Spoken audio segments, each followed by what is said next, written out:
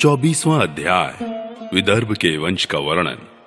श्री सुखदेव जी कहते हैं, परीक्षित, राजा विदर्भ की भोज्या नामक पत्नी से 3 पुत्र हुए, कुश, कृत और रोमपाद। रोमपाद विदर्भ वंश में बहुत ही श्रेष्ठ पुरुष हुए। रोमपाद का पुत्र बभ्रु, बभ्रु का कृति, कृति का उशीक और उशीक का चेदी। राजन, इस चेदी के वंश में ही दमघोष एवं शिशुपाल आदि हुए।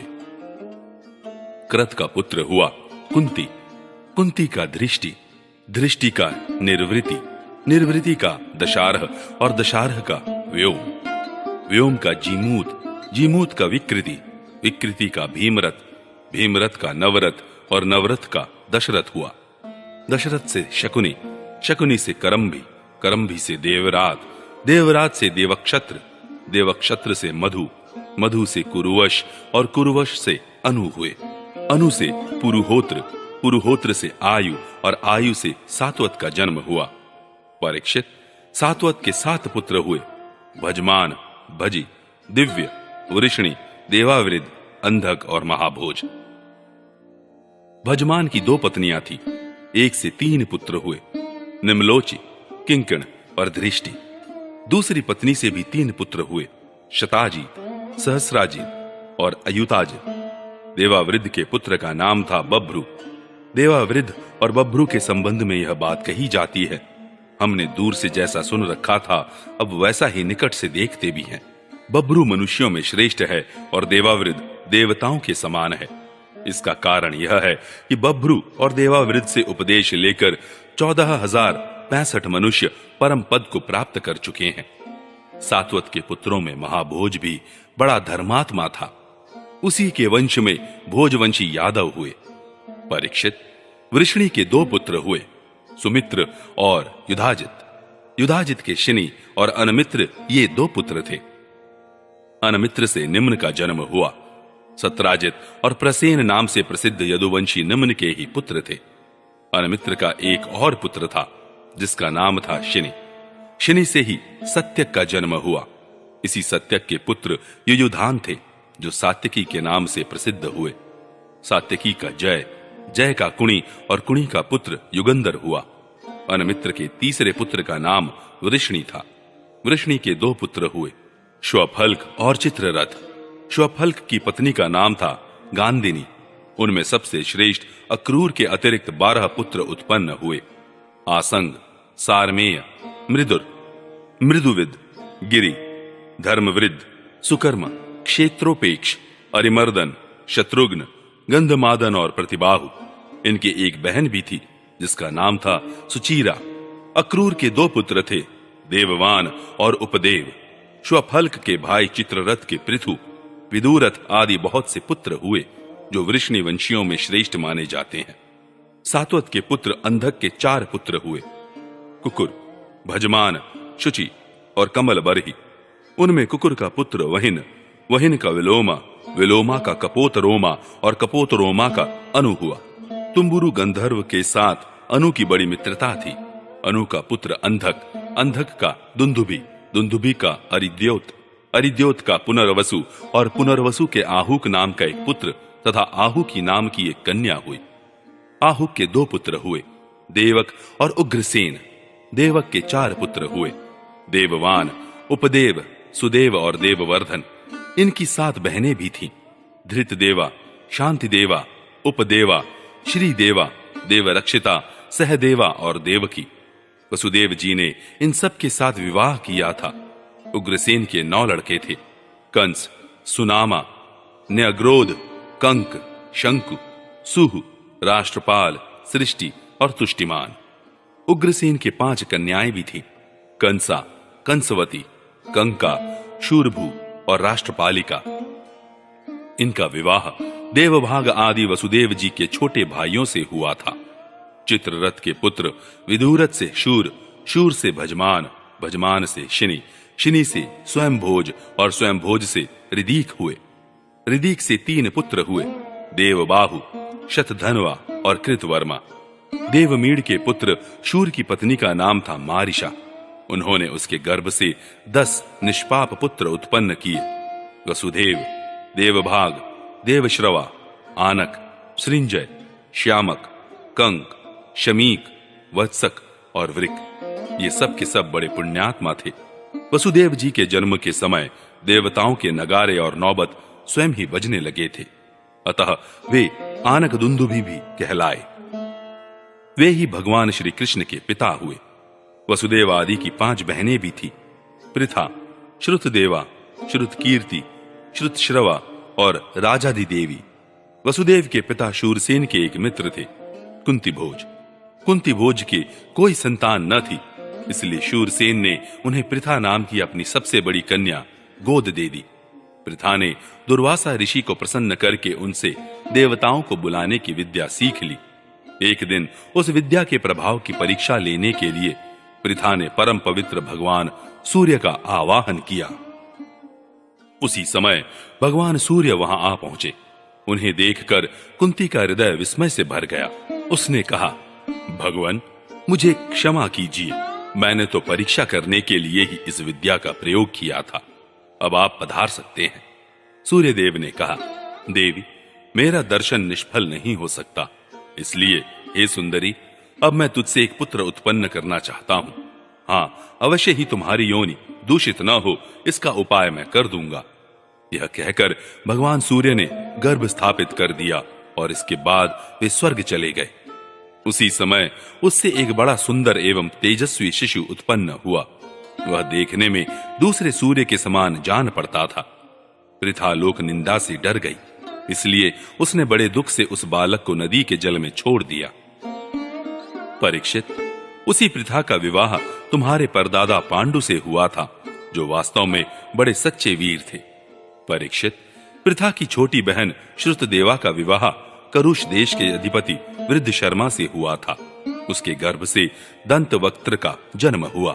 यह वही दंतवक्त्र है जो पूर्व जन्म में सनकादि ऋषियों के शाप से हिरण्याक्ष हुआ था। केकय देश के राजा धृष्टकेतु ने श्रुतकीर्ति से विवाह किया था। उससे संतर्दन आदि 5 कैकेय राजकुमार हुए। राजादि देवी का विवाह जयसेन से हुआ था। उसके 2 पुत्र हुए, विंद और अनुविंद। वे दोनों ही अवंती के राजा हुए। चेदिराज दमघोष ने श्रुतश्रवा का पाणी ग्रहण किया। उसका पुत्र था शिशुपाल, जिसका वर्णन मैं पहले कर चुका हूं। वसुदेव जी के भाइयों में से देवभाग की पत्नी कंसा के गर्भ से 2 पुत्र हुए, चित्रकेतु और बृहदबल। देवश्रवा की पत्नी कंसवती से सुवीर और ईशुमान नाम के 2 पुत्र हुए। आनक की पत्नी कंका के गर्भ से भी 2 पुत्र हुए, सत्यजित और पुरुजित। सृंजय ने अपनी पत्नी राष्ट्रपालिका के गर्भ से वृष और दुर्मर्षण आदि कई पुत्र उत्पन्न किए। इसी प्रकार श्यामक ने शूरभूमि नाम की पत्नी से हरिकेश और हिरण्याक्ष नामक 2 पुत्र उत्पन्न किए। मिश्रकेशी अप्सरा के गर्भ से वत्सक के भी वृक आदि कई पुत्र हुए। वृक ने दुर्वाक्षी के गर्भ से तक्ष, पुष्कर और शाल आदि कई पुत्र उत्पन्न किए। शमीक की पत्नी सुदामिनी ने भी सुमित्र और अर्जुनपाल आदि कई बालक उत्पन्न किए। कंक की पत्नी कर्णिका के गर्भ से 2 पुत्र हुए, ऋतधाम और जय। आनक दुंदुभी वसुदेव जी की पौरवी, रोहिणी, भद्रा, मदिरा, रोचना, ईला और देवकी आदि बहुत सी पत्नियां थीं। रोहिणी के गर्भ से वसुदेव जी के बलराम, गद, सारण, दुर्मद, विपुल, ध्रुव और कृत आदि पुत्र हुए थे। पौरवी के गर्भ से उनके 12 पुत्र हुए, भूत, सुभद्र, भद्रवाह, दुर्मद और भद्र आदि। नंद, उपनंद, कृतक, शूर आदि मदिरा के गर्भ से उत्पन्न हुए थे। कौसल्या ने एक ही वंश उजागर पुत्र उत्पन्न किया था। उसका नाम था केशी। उसने रोचना से हस्त और हेमांगद आदि तथा ईला से उर्वल्क आदि प्रधान यदुवंशी पुत्रों को जन्म दिया। परीक्षित, वसुदेव जी के धृतदेवा के गर्भ से विपृष्ठ नाम का एक ही पुत्र हुआ और शांति देवा से श्रम और प्रतिशुत आदि कई पुत्र हुए। उपदेवा के पुत्र कल्पवृष आदि 10 राजा हुए और श्रीदेवा के वसु, हंस, सुवंश आदि 6 पुत्र हुए। देवरक्षिता के गर्भ से गद आदि 9 पुत्र हुए तथा जैसे स्वयं धर्म ने 8 वसुओं को उत्पन्न किया था, वैसे ही वसुदेव जी ने सहदेवा के गर्भ से पूर्वश्रुत आदि 8 पुत्र उत्पन्न किए।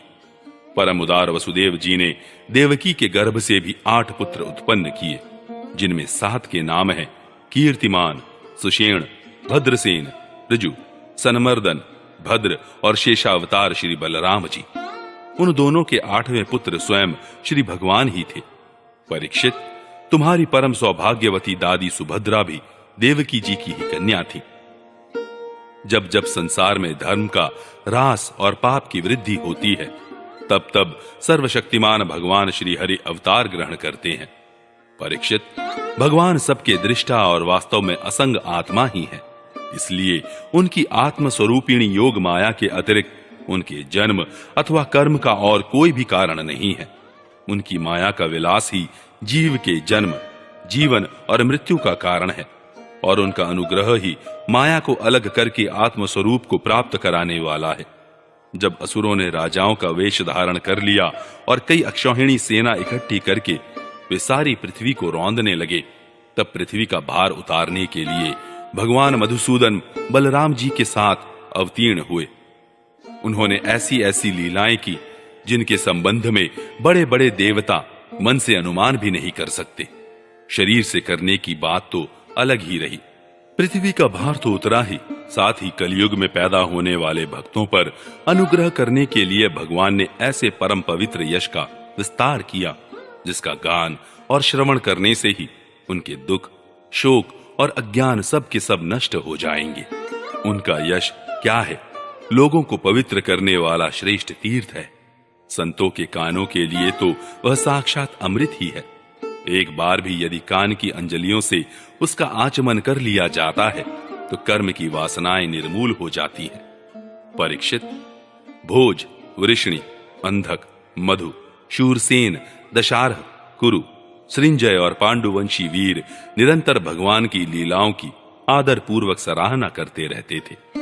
उनका श्यामल शरीर सर्वांग सुंदर था। उन्होंने उस मनोरम विग्रह से तथा अपनी प्रेम भरी मुस्कान, मधुर चितवन, प्रसाद पूर्ण वचन और पराक्रम पूर्ण लीला के द्वारा सारे मनुष्य लोक को आनंद में सराबोर कर दिया था। भगवान के मुख कमल की शोभा तो निराली ही थी। मकराकृति कुंडलों से उनके कान बड़े कमनीय मालूम पड़ते थे।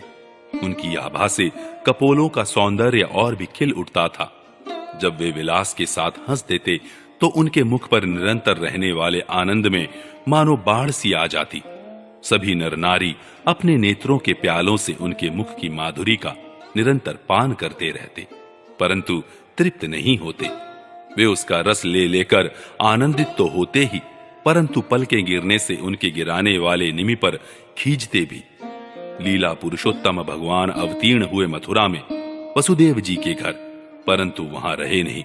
वहां से गोकुल में नंद बाबा के घर चले गए। वहां अपना प्रयोजन, जो ग्वाल, गोपी और गौओं को सुखी करना था, पूरा करके मथुरा लौट आए। व्रज में, मथुरा में तथा द्वारका में रहकर अनेकों शत्रुओं का संहार किया। बहुत सी स्त्रियों से विवाह करके हजारों पुत्र उत्पन्न किए।